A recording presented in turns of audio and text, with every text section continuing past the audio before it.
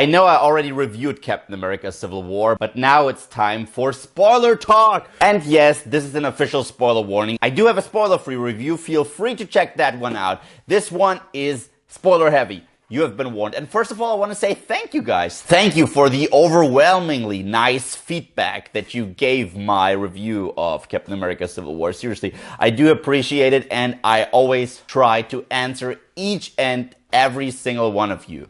So now, let's do this. Now, what I really love about this movie is the fact that the Russo brothers, they stayed true to their style, because the movie feels like a sequel to The Winter Soldier. The very first scene of the movie shows us the Winter Soldier again in 1991, him being programmed on. Yes, they manipulate him because he is essentially a Manchurian candidate.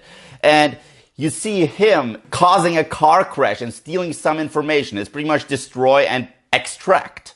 And you're like, okay, this is going to play into the movie. I don't know how, but it's going to. And then we get to see the new Avengers on their very first missions. And they're after Crossbones. Yes, he survived the Winter Soldier. We did see that. And now he's a full fleshed out villain. And part of me, well, it's actually sad that they killed him off already, because he was a pretty cool villain.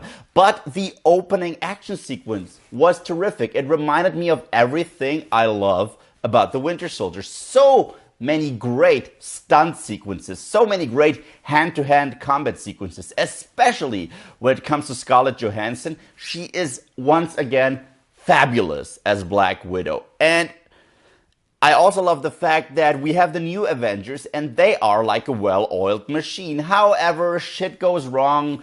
Crossbones, he blows himself up, and Scarlet Witch, you know, she tries to control everything, but she accidentally causes him to explode in mid-air, which, yeah, causes a lot of casualty among the people of Lagos. And this is the point where we get to meet Tony Stark, and that is something that I actually appreciated even more the second time around. Yes, they address the fact that he is back as Iron Man for the very first time, because he was back in Avengers Age of Ultron, even though he blew up all of his Iron Man suits at the end of Iron Man 3. And I always was like, even though I love him and he's my favorite Avengers, why is he back being Iron Man? I mean, he told Pepper that he blew it all up.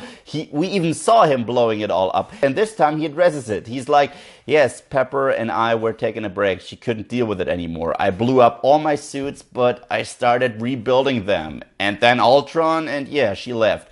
I like that. That was something that we, the audience, and we, the fans, deserved. So after that catastrophe in Lagos, General Ross comes back, and I love the fact that they brought William Hurt back, because last time we saw him was in a post-credit scene of The Incredible Hulk, and this was already him interacting with Tony Stark, so it only makes sense that he first and foremost contacts Stark whenever something's up. And yes, he shows them the Sokovian Accords, which were first discussed after what happened in Sokovia in Age of Ultron. And yeah, he tells them, look, the UN will have a special staff that will decide when or if you're allowed to do your Avengers thing. You are now being governed. Captain America from the get-go is like, no, I can't do that, Tony. I'm so sorry. Tony Stark, who is burdened by everything he caused with Ultron and also the civilians he couldn't save, he's like, look, we gotta do this, man. But before they dive further into this, Agent Carter actually dies, which was kind of heartbreaking, you know, Captain America attending the funeral, and also Agent 13 turns out to be her niece. That was kind of cool. I like that. I like the fact that it focused so much on the emotional impact of Captain America. So while the UN meets up in Vienna to vote on the whole Sokovian thing, a bomb goes off, and yes, apparently it was Bucky.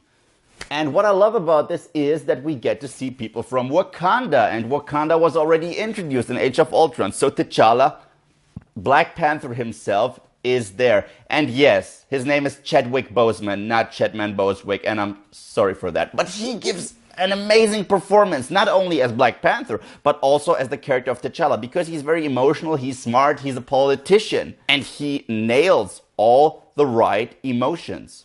His father dies, and he's like, fuck it. I'm gonna get that guy. Which leads to Captain America's first essential decision of the movie. He's like, I gotta find Bucky before anyone else does, because they want to kill him. I don't. He's still my friend. So he actually tracks him down in Berlin, which leads to one of the greatest combat sequences ever. First, it's Bucky and Captain America versus the German police. Then it's Black Panther hunting down Bucky, and an entire chase sequence between Bucky, Captain America, and Black Panther. And then them all being captured, you know, because they're like, you fucked up, Captain America, you're officially a criminal. By the way, also speaking of Scarlet Witch, everything that happened, because essentially it was her fault, messed with her emotionally, and now she's not allowed to leave the Avengers building. And we get to see Vision, and Vision is much more human in the movie, and he tries to connect with Scarlet Witch, and I almost thought he had a thing for her. Seriously. I never knew if he was just following Tony Stark's orders or if he actually had a thing for her. And I love the way that he dresses up like a normal guy, which is awesome. So as I said, every single action sequence supported the plot and furthered it, because it all built up to that explosive clash between the Avengers. Then we get to see Daniel Bruhl's character, who is a villain. And yes, in my review, I called him not so important. And I still hold to that, because I believe the Avengers could have reached that specific emotional moment or clash even without him. But he wasn't annoying, and he didn't distract from anything. He was still good, and he gave a terrific performance. He essentially has his own agenda, and at first you don't know what he's after, because he's always trying to gather intelligence on Hydra and a specific mission in 1991, and he again makes use of neurolinguistic programming in order to turn Bucky back into a lunatic, into a weapon. And you're like, okay, this has to do something with the car at the beginning, and we find out that there are more Winter Soldiers out there. Yes, Bucky wasn't the single one. You're like, holy shit, this guy wants to unleash tons of Winter Soldier on the world. Holy shit. However, that's not the case, but we'll get there.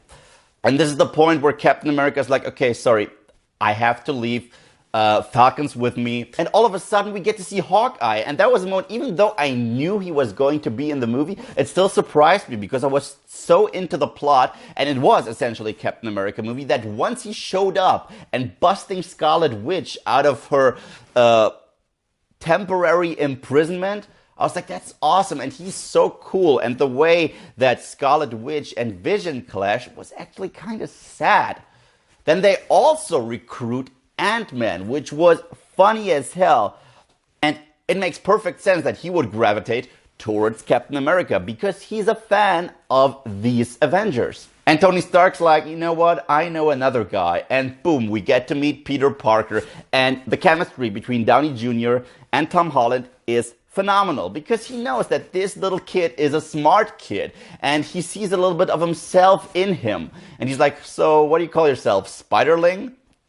Amazing. And he actually gives him the advanced Spider-Man suit that we're used to, which makes a whole lot of sense. So they all clash. Spider-Man is on Team Iron Man. Vision even steps on the stage, and Ant-Man turns into Giant Man. Yes, I couldn't tell you that in my spoiler-free review, but that was an amazing scene. And how cool were all of Spider-Man's lines? I mean, when he said, remember that very old movie Empire Strikes Back, where they're trying to get the Walker to fall down? I was like, awesome, but don't call it an old movie, please. So after that entire fiasco, Bucky and Steve Rogers go after Zemo, because they want to stop his plan to release the entire army of Winter Soldiers. Scott Lang, Scarlet Witch, Hawkeye, and Falcon all get captured in this maximum security prison that was built for Avengers, I guess, by General Ross with the help of Tony Stark. And he even visits them, and he feels ashamed, because essentially it's his fault. But he also realized Bucky isn't evil anymore, and now he just wants to help Captain America. So he's like, please, give me the information I need. I need to help these people. I need to make up for what I did.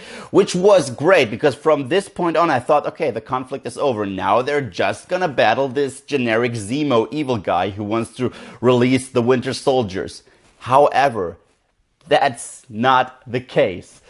Tony Stark finally meets up with Steve Rogers. He's like, you know what? I know what you've been doing. I'm so sorry about everything. And even though my friend Rhodes is probably paralyzed for the rest of his life because, yeah, in the trailer it looked like Bucky Barnes shoots him out of the sky. No, it was Vision, and by accident, which was a heartbreaking scene. So we see this super secret Hydra facility and all the Winter Soldiers, they're dead, and you're like, oh, so what is Zemo's endgame? And even Black Panther, he's after them all because he realized that Bucky is not evil and he doesn't want to be consumed by vengeance. And Zemo is just a guy that lost his family in Sokovia. So he plays a video of that car crash from the beginning. Turns out these were Tony Stark's parents. Yes, the Winter Soldier murdered Tony Stark's parents. From that point on, Tony Stark, he just loses his shit. He's like, you knew? And the emotional battle that takes place between Steve Rogers and Tony Stark was, honest to God, heartbreaking. I loved their fight, and it hit me where I live. I love the end of the fight the most. After Steve Rogers beats Tony Stark to a bloody pulp, Tony's all like, you know what, that shield, my father built that for you, doesn't belong to you anymore. You don't get to wear it. So they all part their ways. Steve Rogers goes undercover with Bucky. Tony Stark helps Rhodey recover, and then he receives a letter from Steve Rogers apologizing for everything, leaving him a cell phone, and tells him, you know what, the Avengers, they're more your family than mine, and if you ever want to get back with them, if you ever need my help, just call me, because he also left him a cell phone. And we see Steve Rogers already bust all the Avengers out of the prison, and that is the end of the movie. However, there were two post-credit scenes also worth mentioning. The first one was actually kind of badass, because it's essentially a setup for Black Panther. We get to see Bucky, and he decides to go back into hibernation. Steve Rogers actually brought him to Wakanda, because they are technologically advanced as fuck.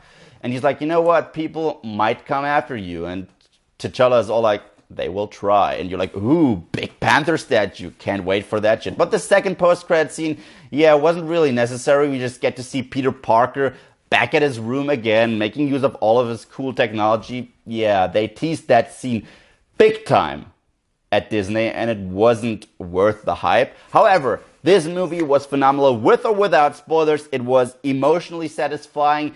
It was action-packed as possible, but there was never an action scene just for the sake of having an action scene. It all furthered the characters, it all furthered the plot, it all furthered the overall MCU. And first and foremost, this movie is a Captain America movie. So when all those Avengers-ish moments happened, it felt like a new sensation. I haven't felt like that since the very first Avengers, which is why it's now my favorite movie. So Civil War, what was your favorite moment in the movie? Let me know in the comment section below. And thank you guys, as always, for watching. And if you like what you see here and you want to see more, then just subscribe.